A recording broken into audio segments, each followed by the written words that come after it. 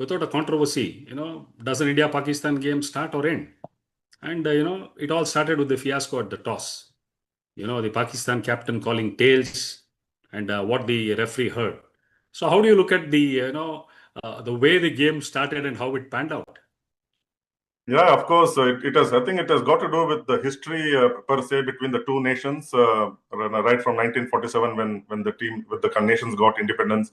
So there has got to be more to do with that, plus the close contests we have seen until in recent times, and whenever there were bilaterals, whenever they were possible, it was closely contested, and there have been some great players from either nations, and it's mainly got to do with the history behind it, and each one, they don't want their nation to lose, especially to the other one. Like India, they don't those Indian countrymen don't want to lose against Pakistan, and it's vice versa, and it's natural.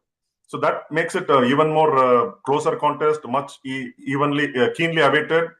But then going by the last four Sundays, it's becoming a no contest, and that's what it is. Yes, and any India-Pakistan match, even if there is no needle, there will be some needle from some corner, and it so happened, especially from unforeseen quarters or unexpected quarters, especially at the toss when you have a match referee, and you also have a commentator as experienced and as seasoned as Mel Jones, who perhaps should have heard tails, but then she also said heads, and the wrong team won, as in the team that didn't call correctly won. Irrespective of toss, whether it was called correctly, it was heads, and it was if it was even say called heads, the end result would have not changed at all.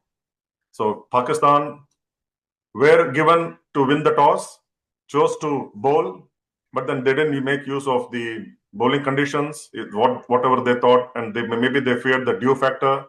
But then nothing worked when India, in the way they are playing with their composition, they are too good, and it was a perfect result, an expected result. Nobody thought otherwise. So just the margin of victory was what was awaited.